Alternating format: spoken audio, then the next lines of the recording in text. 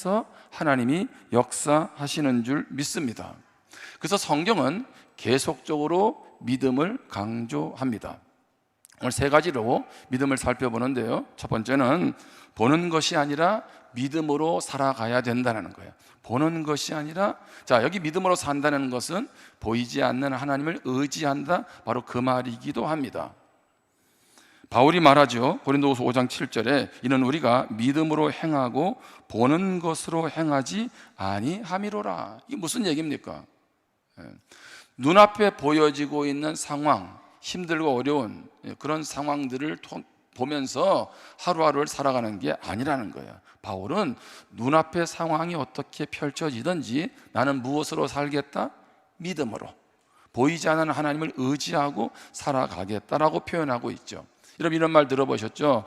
백문이 불여일견이다. 무슨 말입니까? 100번 말하는 것보다 뭐가 낫겠어요? 한 번 보는 게 낫다는 거죠. 자, 그만큼 그것이 보는 것이 중요한데 성경은 이 순서를 뒤집어 놓았습니다. 무슨 얘기냐 하면 먼저 믿으면 그 다음에 보게 된다는 거예요. 사람들은 뭐라고 얘기합니까? 보여주면 믿겠다는 거예요. 자, 그런데 성경은 믿으면 보인다, 이렇게 말을 하고 있습니다. 자, 눈에 보이는 것을 믿는 것은 누가 못하겠어요? 그렇지 않겠습니까? 근데 그렇지 않음에도 믿을 수 있다는 것, 그게 바로 믿음의 영역이 아니겠어요? 자, 다윗이 말을 하죠. 시편 27편 13절에 내가 산 자들의 땅에서 여호와의 선하심을 보게 될 줄 확실히 믿었도다. 자, 지금 다윗이 뭘 얘기하고 있습니까? 나는 하나님의 선하심을 보았다, 그래서 하나님을 믿는다, 이렇게 말하지 않았습니다. 자, 바울은 하나님이 지금 내 삶에서 어떤 일을, 선하신 일을 행했는지를 무엇해요? 지금 보지 못하고 있어요. 보지 못하고 있는데 나는 하나님이 선을 내 인생 가운데 이루실 것을 무엇한다? 믿는다는 거예요. 아멘? 이것이 믿음이라는 거죠. 자, 다시 말하면 지금 다윗 앞에 펼쳐진 인생은 사울에 의해서 계속 쫓겨다니는 불행, 어떻게 보면 아주 힘들고 불안한 그러한 상황이에요. 뭔가 눈앞의 현실이 하나도 바뀌지 않고 있다고요. 그럼에도 불구하고 보이는 것 때문에 좌절하지 않고 하나님은 반드시 합력해서 선을 이루실 줄 믿습니다. 나는 그 하나님을 신뢰합니다 라고 그런 절망스러운 상황 가운데서 어떻게 해요? 믿음으로 고백하는 것입니다. 모세도 마찬가지였어요. 히브리서 11장 27절에 보면 믿음으로 애굽을 떠나 왕의 무엇을 노함을 무서워하지 아니하고 곧 보이지 아니하는 자를 보는 것 같이 하여 참았으며. 자, 모세를 잘 보세요. 자, 그가 애굽 왕을 피해서 이제 도망가잖아요. 광야로 도망을 갑니다. 그러면 앞날이 보입니까? 앞이 보이지 않잖아요. 절망스러운 상황이고 왕이 사람들을 풀어서 자기를 잡아 죽일지도 모른다는 그런 두려움이 있었죠. 그런 가운데 그가 광야로 가게 되고 광야 생활을 어떻게 참을 수 있었을까요? 그것은 내 눈앞의 현실은 그런 두려움과 절망이었지만 보이지 아니하는 자, 하나님을 내가 무엇하는 것처럼 보는 것 같이, 다시 말하면 보이는 것이 아니라 보이지 않는 하나님을 믿고 믿음으로 내가 모든 삶을 인내해야 할 수 있었고 견뎌낼 수 있었다, 이렇게 표현하고 있는 것입니다. 오늘 여러분들은 찬양을 들을 때 어떻게 들었는지 모르는데 오늘 우리 찬양대에 부른 찬양은 지난주에 불렀던 곡입니다. 그게 지난주 불렀던 이번 주 부르던 나와 무슨 상관이 있어? 라고 할지는 모르는데 지난주에 찬양을 딱 부르는데 제가 이번 주에 이런 설교를 생각하고 있었거든요. 제가 찬양을 딱 듣는데 그게 마음에 온 거예요. 보이지 않으나 하나님을 향한 확실한 믿음. 그래서 제가 어제 집에서 유튜브를 찾아가지고 순종하는 마음, 이게 오늘 곡의 제목이거든요. 그걸 계속 들었어요. 앞으로 미리 성가곡도 미리 성도들이 들어보는 것도 좋을 것 같아요. 곡이 내 안에서 살아 움직이더라고요. 보이지 않지만 하나님을 의지하는 것, 바로 그것이 순종하는 믿음이 된 줄 믿습니다. 여러분, 우리 삶은 정말 보이지 않는, 답이 보이지 않는 현실이잖아요. 왜? 눈앞에 바라보면 그렇잖아요. 그럼에도 불구하고 믿음으로 하나님 바라보고 나아가는 것, 우리의 신앙이죠. 예수님도 죽은 지 나흘 된 나사로를 살릴 때 뭐라 그랬어요? 사람들은 그렇게 말할 거예요. 예수님이 살리시면 내가 믿겠습니다 라고 말할지 모르지만 예수님은 뭐라고 말씀하세요? 더 이상 모든 사람들이 포기하고 절망하는 눈앞의 상황 속에서 믿으면 영광을 볼 거야 라고 말씀하세요. 여러분이 믿음의 사람 되기를 주님의 이름으로 축복합니다. 여러분, 예수님을 믿으면, 믿음으로 살아가는 게 왜 어렵냐 하면 옛 본성과 새로운 본성 사이에서 계속 갈등이 일어나는 거죠. 옛날에 내가 가지고 있는 가치관, 생각들이나 그런 것들이 믿고 나서도 성숙되지 못하다 보니 계속 내 안에서 일어나고 그런 행동들을 하게 됩니다. 그러니까 이게 충돌이 일어나는 거죠. 여러분, 옛 본성의 특징은 뭡니까? 감각에 의해서 움직이는 거예요. 감각, 눈에 보여지는 것에 의해서 움직이는 거죠. 자, 고린도후서 4장 17절 18절입니다. 우리가 잠시 받는 환난에 경한 것이 지극히 크고 영원한 영광에 중한 것을 우리에게 이루게 함이니.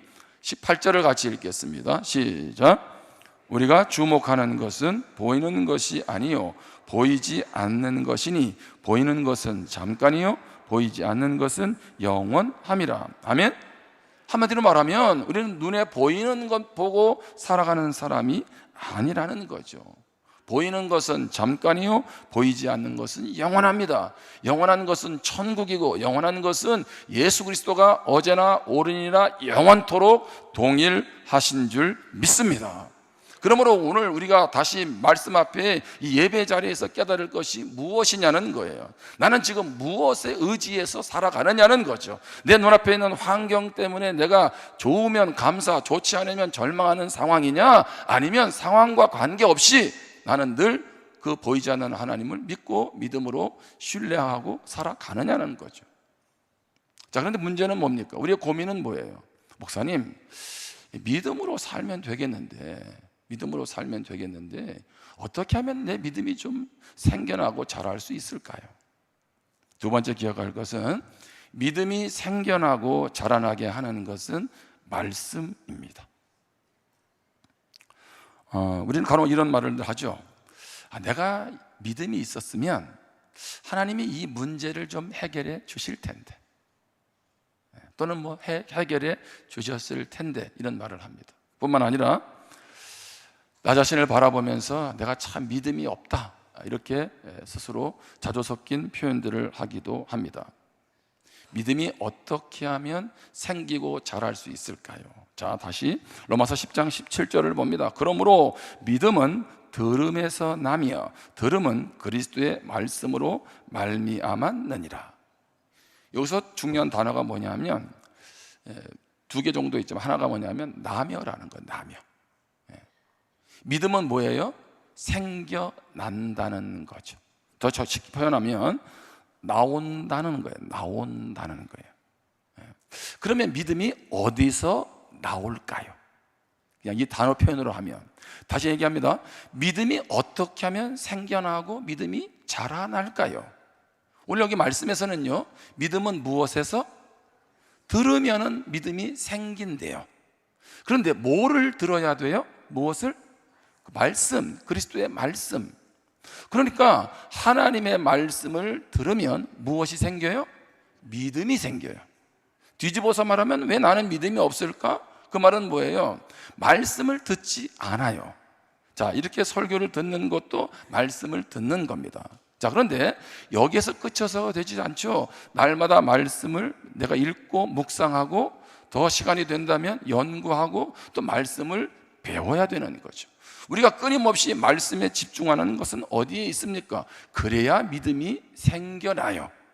믿음은 그냥 가만히 내버려 두면 믿음이 생기거나 자라지를 않습니다. 그래서 어린아이 같은 믿음이 있고 성숙한 믿음이 있는 거예요. 자, 그런데 또 한 가지 기억할 것은, 목사님, 그러면 설교만 들으면, 말씀만 읽으면 믿음이 자랍니까? 안 자랍니다. 저 이렇게 단정하는 이유는 뭐냐 하면, 여러분, 성경을 백독한다고 해서 믿음이 자라는 거 아니에요. 안 읽는 것보다 낫죠. 그리고 누가 백독을 하겠어요? 그래도 나름대로 믿음 있는 분 아니겠어요? 그런데 제가 말하고 싶은 표현은 뭐냐 하면, 자, 하나님의 말씀이 나에게 부딪혀오고 그 말씀을 살아낼 때 믿음이 생기는 거예요. 그러니까 말씀을 깨닫는 수준에서만 머물러서는 안 되는 거예요. 야, 오늘 목사님이 저런 말씀을 했네, 참 은혜가 된다. 여러분, 그리고 나서 돌아가면서 내 삶에 이 말씀이 아무런 영향력을 주지 못한다면 내 믿음과는 상관이 없는 거예요. 정확히 표현하면 여러분은 교회 와서 그냥 강연 하나 듣고 가는 거예요. 오늘 강연 중에 이 내용은 좀 좋았다, 이 정도의 그냥 감각만 느끼고 돌아가는 거예요. 그렇게 해서는 믿음이 안 자라요. 자, 말씀을 읽죠. 근데 어느 날 그 말씀이 나에게 부딪혀 올 때가 있어, 그렇죠? 오늘 설교를 들어요. 근데 유달리 오늘 목사님이 하신 어느 말씀이 내 마음에 이렇게 울림을 줄 때가 있어요. 그러니까 하나님이 나에게 지금 말씀하시는 거죠. 그럴 때 그 말씀을 붙잡는 거예요. 묵상하고 기도하고 내가 이 말씀대로 살아가 보자, 이렇게 하는 거죠. 그럴 때 그 말씀대로 살다가 실패할 수도 있고 넘어질 수도 있지만 그 말씀을 통해서 또 일어나죠. 그러면서 어떻게 합니까? 내 믿음이 조금씩 조금씩 자라가는 것입니다. 저는 여러분들이 믿음이 자라가기를 축복합니다. 그렇잖아요. 이렇게 우리가 늘 예배 자리로 왔는데 이 믿음이 그렇게 중요한데 우리가 이 믿음이 없이 살아간다, 이것처럼 안타까운 일이 어디에 있겠습니까? 제가 한 이야기를 들려드릴게요. 데릭 프린스라고 하는 목사님이 계세요. 이분이 믿음의 능력이라는 책을 저술을 했어요. 제가 한 주 전에 이 책을 다 읽었어요. 손에서 떨어지질 않더라고요. 근데 제가 그러면서 많은 도전을 받았어요. 그 중에 한 가지가 이분이 자기 인생에 일어났던 이야기를 해요. 세계 2차 대전 당시에 이분이 이제 영국 군인으로 전쟁에 참전을 했습니다. 그런데 그때 자기가 군에서 받은 보직이 뭐냐 하면 의무병이었어요. 그러니까 의사는 아니고 군에 있는 군의관을 도와서 이제 군대에서 이렇게 부상당하는 병사들을 돌아보는 의무병이었어요. 근데 문제는 뭐냐면 이집트에서 아무튼 피부에 감염이 됐는데 1년 동안 병이 낫지를 않는 거예요. 의무병이기도 하고, 그래서 의술을 통해서 아무리 약을 처방해도 도저히 그 극심한 피부 감염이 낫지를 않는 거예요. 그러니까 의무병이니까 그때 그렇게 생각을 했습니다. 아하, 이 병은 의학적인 어떤 그런 가지고는 치료할 수가 없구나, 이렇게 생각을 하게 되죠. 이제 그러고 나서 성경을 읽기 시작했습니다. 2달 동안 성경을 읽는데 성경을 읽다가 잠언 말씀에 오늘 읽는 말씀이 눈에 들어왔어요. 잠언 4장 20절부터 22절입니다. 내 아들아, 내 말에 주의하며, 하나님 말씀에 주의하며 내가 말하는 것에 내 귀를 기울이라. 그것을 내 눈에서 떠나게 하지 말며 내 마음속에 지키라. 그것은 얻는 자에게 무엇이 되며 생명이 되며 그의 온 육체에 건강이 됨이니라. 그러니까 한마디로 말하면, 그러니까 하나님의 말씀 가운데 나아가면 생명이 되고 온 육체에 건강이 된다. 자, 여기 건강이라는 말이 그분이 가지고 있는 성경의 난회주에 뭐라고 또 되어 있었냐면 약이라고 번역할 수 있다라고 되어 있는 거예요. 약. 그러니까 이 아픈 사람이 이 말씀을 읽다가 주의 말씀을 가까이 하면 무엇 하면 된다? 이것이 하나님의 말씀이 내 병을 고치는 약이 된다 라고 이분이 확 마음에 깨달음이 온 거예요. 그래가지고 그러네, 하나님의 말씀이 내 병을 고칠 수 있는 약이 될 수 있겠네. 그래가지고 그때부터 결심을 했어요. 의무병이니까 여러분 알다시피 약은 하루에 몇 번 먹습니까? 언제 드세요? 언제? 하루에 몇 번 드세요? 3번. 이렇게 얘기 좀 해도 괜찮아요. 그럼 언제 약을 드십니까? 식전에는 잘 안 드세요. 그 식후에, 그렇죠? 그러니까 이분이 이제 그런 어떤 기본적인 상식이 있잖아요. 그래서 약을 먹어야 되는데 식후에 하루 3번 먹으니까 하루 3번을 내가 밥 먹고 나서 성경을 읽어야 되겠다, 이런 마음으로 이제 성경을 읽기 시작한 거예요. 그런데 이런 마음을 갖고 성경을 읽으려고 하는데 어느 날 마치 육성으로 들리듯이 하나님의 음성이 들린 거예요. 뭐라고 들렸냐 하면, 의사가 약을 주면 그 약을 복용하는 방법이 약병에 쓰여 있다. 잠언서에 네가 읽은 이 말씀은 내 약병이고 복용 방법이 쓰여 있다. 읽어보아라. 이런 음성이 들린 거예요. 그러니까 그러면 약을 복용할 때 어떻게 복용해야 되느냐, 그 복용이 우리 이 말씀이 있다는 거죠. 그래서 다시 잠언 4장 20절 22절 말씀을 읽기 시작했어요. 다시 화면에 띄워주세요. 자, 읽는데, 자, 4가지가 약을 복용하는 방법이 나오는 거예요. 하나님 말씀을 읽을 때 첫 번째, 주의하라는 거죠. 내 말에 주의하라. 이 말은 뭐예요? 집중해서 말씀에만 귀를 기울이는 거예요. 그냥 성경을 그냥 이렇게 그냥 무슨 일을 하면서 그냥 틀어놓는, 찬양 틀어놓는 그런 정도가 아니라 그 말씀 앞에 집중하는 거죠. 그리고 두 번째, 내 귀를 기울이라. 이 말은 뭐예요? 겸손하게 배우려는 자세. 이건 내가 알고 있는 건데, 선입견 이런 마음을 다 배제하고 하나님이 오늘 나에게 주시는 말씀이다, 그런 마음으로 귀를 기울이는 거죠. 세 번째는 21절입니다. 그것을 내 눈에서 떠나게 하지 말라. 무슨 얘기입니까? 항상 하나님의 말씀에 시선을 집중하라는, 그 말은 성경에 없을 수도 있잖아, 그렇죠? 근데 말씀에 늘 내 생각을 집중하는 거죠. 그리고 성경 말씀에 원치 않는, 배제되고 있는 잘못된 어떤 책이라든가 또 그런 글이라든가 말씀과 상충되는 내용에다가 생각을, 시선을 빼앗기지 않는다는 거예요. 그래서 온전히 그 말씀에 집중. 네 번째, 그것을 내 마음속에 지키라. 내 앞에 지금 성경 말씀이 없어도 마음속에 그것을 늘 간직하라는 거죠. 여러분, 그렇게 가만히 보면 계속 반복되는 패턴이 있어요. 하나님 사랑할 때 어떻게 해요? 마음을 다하고 뜻을 다하고 힘을 다하고. 말씀을 대할 때 어떻게 대해야 돼요? 마음을 다하고 힘을 다하고 뜻을 다하고. 그 말은, 말씀은 나와 하나님과의 지금 만남의 시간이기 때문에 다른 것에 생각을 빼앗기지 말고 집중하라는 거죠. 사단은 그 말씀을 통해 내가 하나님을 만나는 것에 대해서 어떻게 해요? 두려운 거죠. 그래서 자꾸 지금 이 시간에도 우리 집에 내가 불 꺼놓고 하나, 이거 생각하게 하고, 오늘 어린이 축제를 하는데 뭐를 할까 생각을 하고, 그렇죠? 어떻든 계속 우리 생각을 못해요? 빼앗아 가거든요. 근데 여러분, 그런 어마어마한 하나님이 나를 통해서 일하시려고 하는데 왜 그분 앞에 집중 안 합니까? 여러분, 졸고 안 졸고가 중요한 게 아니에요. 예배 시간에 와서 중요한 거는 하나님이 오늘 나를 딱 만나주려고 하는데 그 말씀을 내가 못 듣다는 게, 이게 얼마나 안타까운 일이라는 거죠. 제가 이분 글을 보면서 다시 생각했어요. 내가 말씀을 대할 때 어떻게 대하고 있나? 아침에 공동체 성경 읽기를 하든 뭘 하든 간에 내가 어떤 태도로 하고 있나? 그러면서 이분이 이 4가지 원리를 마음에 품은 거예요. 이렇게 고백했어요. 주님, 이 말씀이 제 온 육체에 약이 될 것이라고 약속하셨습니다. 지금 이 말씀을 저의 약으로 먹습니다. 예수님의 이름으로 기도합니다. 아멘. 그렇게 말씀을 읽었더니 병이 나았을까요? 안 나았을까요? 안 났습니다. 여러분, 자꾸 넘겨짓지 마, 이렇게. 안 났어요. 근데 나았어요. 자기도 모르는 사이에. 그분의 말에 의하면 3개월이 지나서. 그러니까 3개월 동안 계속 무엇했어요? 말씀을 약으로 대한 거죠. 그런데 3개월이 지났는데 자기 몸이 깨끗해졌다는 거죠. 그러면서 이분이 한 가지 권고를 합니다. 뭐라고 얘기하냐면, 하나님은 모든 사람에게 나같이 똑같은 처방을 주시지 않는다. 오늘 이 말씀 듣고 그런 분 계세요? 나도 약을 끊어야지. 2가지입니다. 약을 끊으라고 해서 할 수도 있죠.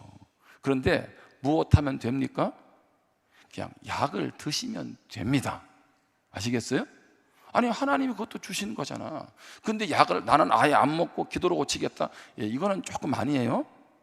제 말씀의 골자를 잘 이해하셔야 돼요. 하나님은 여러분이 자꾸 말씀을 보다 보면 야, 이거 이 약 먹으면 어떨까라고 뭐 어떤 사람을 통해서 듣게 하실 수도 있잖아요. 아멘? 근데 저는 오늘 이것을 통해서 이분의 얘기를 제가 이렇게 조금 길게 하는 이유는 무엇입니까? 어느 날 말씀 앞에 가고 그 말씀이 나에게 부딪혀 오고 그런가 그렇지 않은가 한 달 정도 하다 포기할 수도 있잖아요. 그렇지 않습니까? 예? 한 일주일 하다가 포기할 수 있잖아요. 그런데 3개월을 그냥 계속 그 하나님을 신뢰하고 하니까 어느 순간 하나님이 일했다는 거죠. 그런데 우리는 3개월이 없어. 3개월이 아니라 일주일도 안 가. 여러분, 거기에서 어떻게 하나님이 역사합니까? 그래서 믿음은요, 어떻게 해요? 믿어야 하나님의 영광을 보는 줄 믿습니다. 그러면서 왜 믿음이 없는 거죠? 저는 여러분 그렇게 믿음이 자라기를 원하고 생기기를 원하시는데, 자, 예수님 믿으셨다면 이제 하나님 어떤 분인가? 라고 말씀으로 가세요. 그러면 그 말씀이 여러분의 인생을 바꾸어 놓을 줄 믿습니다. 왜요? 말씀이 하나님이시기 때문에 그래요. 아멘? 자, 그러면 보세요.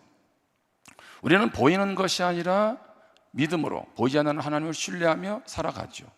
그런데 그런 믿음을 내가 갖고 싶은데 안 돼요? 그래서 오늘 말씀을 여러분들이 나에게 부딪혀오는 말씀, 그리고 그 말씀으로 실천함으로 내 믿음이 자란다고 했죠.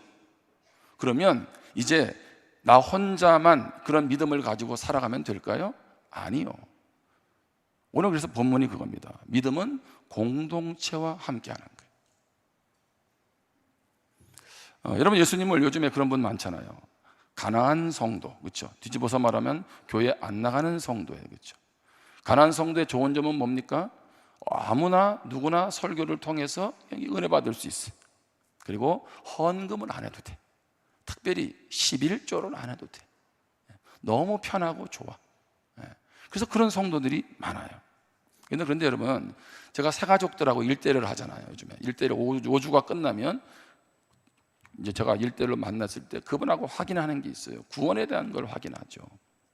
근데 확인할 때 3가지로 구원을 얘기합니다. 첫 번째 구원은 예수님을 나의 구원자로 영접하는 것이다. 그런데 많은 성도들이 여기에 머물러 있어, 그렇죠? 예수 믿고 그래서 구원받아 천국 가는 거죠. 두 번째, 예수를 믿는다는 것은 예수님이 내 인생의 주인이 되는 거라는 거지. 그러니까 신앙생활에도 감격도 삶의 만족도 없고 뭐 믿는 건 안 믿는 건 똑같아요. 왜 그럴까요? 예수님이 주인이 안 돼요. 내가 원하는 대로 예수 믿기 전처럼 살아가는데 거기에 무슨 주님의 역사가 있어요? 예수 믿는다는 그 얘기입니다. 주인이 되는 거죠. 내 마음대로 사는 게 아니에요. 내 생각대로 사는 게 아니죠. 주인의 뜻대로 가는 거죠. 세 번째, 예수를 믿는다는 것은, 구원받는다는 것은 공동체에 속하는 거예요. 자, 우리 개인이 예수님이 내 안에 거하시는 성전이라고 하죠. 성경은 예수 믿는 사람들의 모임을 성전이라고 말을 합니다. 뿐만 아니라 우리를 그리스도의 몸이라고 얘기해요. 그리스도의 몸. 아니, 예수를 믿으면 그냥 뭐 개인적으로 그냥 뭐 전봇대처럼 그렇게 독립군처럼 하면 되지, 뭘 또 새삼스럽게 그리스도의 몸이라고 하냐는 거예요. 여러분, 그리스도의 몸이라는 얘기는, 몸이라는 것은 많은 지체가 다 하나로 아울러져 있는 것처럼 예수를 믿는 것은 몸을 이루는 거예요. 나 하나쯤 몸을 안 이루면 어때? 난 그냥 내가 알아서 신앙생활 할 거야. 아니요, 그건 신앙생활이 아니에요. 여러분, 오해하지 마세요. 여러분, 믿음은 그래서 나하고 하나님과만 관계만 잘하면 되는 게 믿음이냐? 아닙니다. 믿음은 그래서 하나님과 나와의 관계가 우선돼야 되고 중요하지만 아울러서 뭐예요? 이웃과의 관계도 잘합니다. 이것은 믿음의 사람들에게 공통적으로 나타나는 현상입니다. 그래서 예수 잘 믿으면 내가 건강해져요. 내 자존감도 주님 안에서 내가 자녀가 됐으니 당당해지죠. 그리고 어떻게 합니까? 가장 가깝게는 내 피를 나눈 가족들을 대하는 태도가 달라집니다. 교회 안에서 함께하는 옆에 있는 성도들을 대하는 태도가 달라져요. 뿐만 아니라 내가 있는 직장에서 내가 만나는 사람들 가운데서 대하는 태도가 달라져요. 따라합시다. 믿음은 공동체성을 갖는다. 아멘? 여러분, 혼자 있는데 내가 어떤 사람인지를 어떻게 알 수 있겠어요? 여러분, 자녀를 키워보시면 알잖아요. 혼자 크는 아이가 부모가 최선을 다하지만 이 아이는 아쉬운 게 뭐가 있겠어요? 부모가 원하는 대로 다 해주는데. 물론 때로는 혼나기도 하지만. 근데 여러분, 한 사람이 두 사람하고 또 세 사람하고 어울려 보세요. 불편한 게 한두 가지가 아니에요. 그렇죠? 이번에 1박 2일로 우리 여성 목자들하고 청도 수련회를 갔다 왔는데 여성 목자분들이 그러더라고요. 2인 1실로 잠을 자서 너무 좋았다. 예? 여러분, 많이 가서 많은 사람이 자다 보면 어떤 일이 벌어집니까? 코골이가 있잖아, 코골이가. 예? 남이 조금이라도 움직이면 잠을 못 자는 분이 있잖아요. 그렇죠? 자, 같이 어울리다 보면 장단점이 보이게 되고 문제가 보이게 되잖아. 그렇죠? 뭘 말하고 있어요? 그런 것을 통해서 우리의 믿음이 어떻게 해요? 성숙해지는 거예요. 참을 줄도 알고 품을 줄도 알고 배려할 줄도 아는 것, 그거는 뭐예요? 같이 더불어 갈 때 만들어지는 거죠. 그래서 하나님은 우리를 공동체로 두셔서 어떻게 하십니까? 우리가 믿음 안에서 잘 성숙해 가도록 하는데 포커스가 있는 거예요. 물론 열받을 때가 있죠. 왜 없겠습니까? 그러면서 우리가 변화를 경험하게 되는 것입니다. 여러분, 힘들고 어려울 때 있지 않습니까? 그때 누군가 손을 내밀어 줄 때 여러분 얼마나 힘을 얻으시나요? 그렇죠? 그것이 공동체 가장 큰 장점 아닐까요? 이제 수련회 이렇게 1박 2일 하다가 이제 아무튼 우리 나이가 조금 들어가기 시작하면 특히 여자분들하고 얘기할 때는요, 격이 없어서 좋습니다. 서로 편하게 막 이런 얘기. 얼마나 많이 무섭는지 몰라. 그러다가 이제 우리 교회에서 여러분 그 환우방을 만든 거 아시죠? 환자들을 위한 방. 요쪽이 본당의 저쪽 잠옷실이 환자들을 위한 방입니다. 근데 환우가 많은 그 셀에서 이야기를 얘기하기 시작한 거예요. 한우방으로 들은 거야. 한우방. 그래가지고 가로 열고 소고기방. 이게 무슨 말인지 아세요? 환자를 위한 방인데 얘기하다가 소고기 방으로까지 간 거예요. 그래서 이제 어제도 집사님들이 이렇게 우리 교회 차량이 이제 차량이 개인 차가 몇 대 갔잖아요. 그러니까 이제 자기들 차를 타야 되는데 여집사님 두 분이 남의 차 문을 자꾸 여는 거예요. 이렇게. 그래서 내가 왜 그거 여냐 그랬더니 왜 우리 차 아니냐고. 우리 차는 족이 있다고. 그랬더니 또 뭐 서로 그런 얘기를 하기 시작하더라고. 얼마 전에 모임에 갔더니 우리 집사님들하고 갔는데 한 집사님이 차를 가져오기로 해가지고 이제 차를 타려고 하는데 한 대가 착 들어오더래요. 그래가지고 차를 타려고 문을 열었더니 문을 안 열어주더래. 그래 빵빵 대더니만 저 앞으로 가더래. 그래가지고 집사님들이 그렇게 생각했다는 거예요. 그렇구나.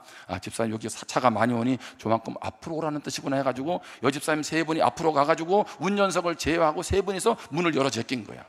문이 안 열리더래. 근데 뒤돌아보니까 우리 교회 집사님이 차를 몰고 오는 거야. 그러니까 지금 뭐 하고 있었던 거예요 지금? 남의 차를 갖다가 막 해가지고. 여기 웃는 분들은 다 그런 경험이 있는 분들, 그렇죠? 여러분, 우리가 살다 보면 뭐 그런 일들 저런 일들이 얼마나 많아, 그렇죠? 우리가 완벽하지는 않잖아요. 제가 예전에 한번 저 위로 올라가다가 오송역인가 아무튼 뭐 내려야 되는데 그 다음 역인지 아무튼 뭐 내리라고 잠자다가 일어나고 내려라 내렸어요. 그런데 나는 이제 당연히 뭐 그것인 줄 알고 했는데 친구들 전화가 온 거예요. 목사님도 아니지. 야, 너 어디냐? 그래서 나 어디야? 차 지금 기다리고 있다. 나 태우려고. 어디로 나오라 그러는데 어디로 나오라는데 그게 없어. 여기 한번 찾아도. 알고 봤더니 내가 한정거장을 미리 내려가지고 그래가지고 이게 엇갈려가지고 택시비만 5만 원 냈다는 거 아니겠어요? 가서 장례식 인도를 해야 되는데 말이지.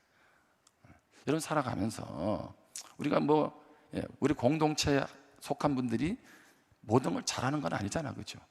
서로 실수하기도 하고 또 부족한 것도 있지 않습니까, 그렇죠? 그런데 어떻게 해요? 그러면서 서로 아이고 나만 그런 줄 알 때 너도 그렇네, 그죠? 그럼 서로 간에 보듬어 주고 뭐 그렇게 가는 거 아니겠어요? 아멘. 바로 그것이 공동체가 가지고 있는 축복이 아니냐는 거죠. 이제 말씀을 마무리하면서 갑니다. 사도행전은 성령 행전이라고 하죠. 성령이 역사하셨어, 그렇죠? 그런데 이들의 모습 속에서 오늘 본문이 뭘 얘기하고 있어요?